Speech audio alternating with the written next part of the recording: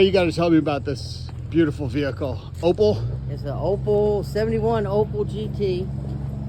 It's sitting on a Jeep Cherokee frame with 44-inch boggers. It's all original Opel body and all.